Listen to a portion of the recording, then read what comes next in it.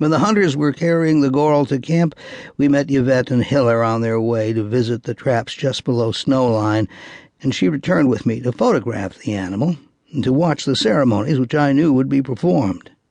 One of the natives cut a leafy branch, placed the girl upon it, and at the first cut chanted a prayer.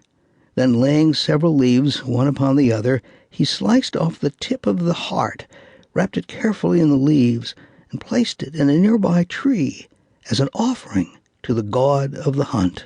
I have often seen the Chinese and Korean hunters perform similar ceremonies at the death of an animal, and the idea that it is necessary to propitiate the god of the hunt is universal. When I was shooting in Korea in 1912 and also in other parts of China, if luck had been against us for a few days, the hunters would invariably ask me to buy a chicken or some animal to sacrifice for good joss. It is difficult to imagine a life of greater dreariness and vacuity than that of the average Chinese woman.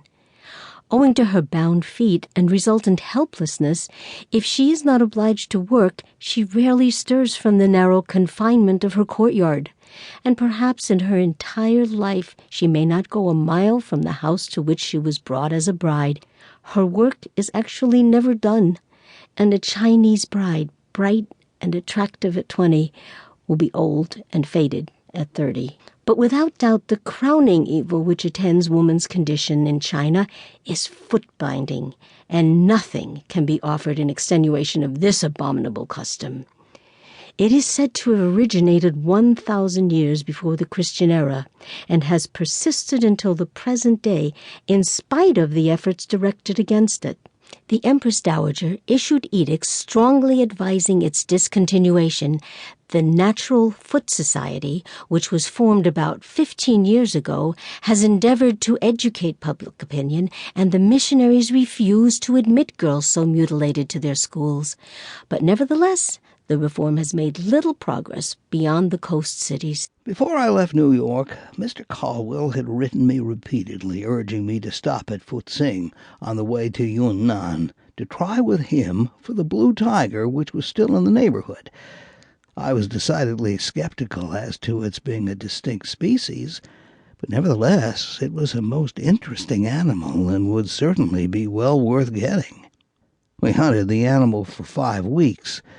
The brute ranged in the vicinity of 2 or 3 villages about 7 miles apart, but was seen most frequently near Lung Tao.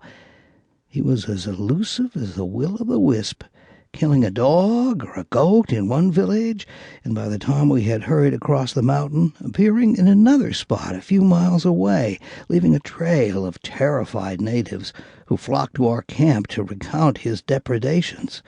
He was, in truth, the great invisible, and it seemed impossible that we should not get him sooner or later.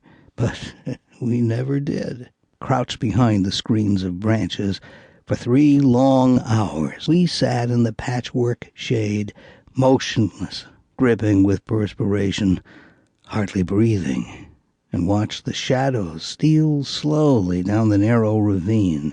It was a wild place, which seemed to have been cut out of the mountainside with 2 strokes of a mighty axe. Harry suddenly turned to me and said, "Roy, let's go into the lair. There's just 1 chance in 1,000, and we may get a shot." Now, I must admit that I was not very enthusiastic about that little excursion, but in we went, crawling on our hands and knees up the narrow passage.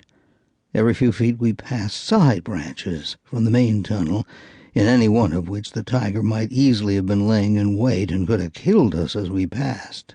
It was a foolhardy thing to do, and I am free to admit that I was scared. It was not long before Harry twisted about and said, "Roy, I haven't lost any tigers in here. Let's get out." And out we came faster than we went in. This was only one of the times when the great invisible was almost in our hands.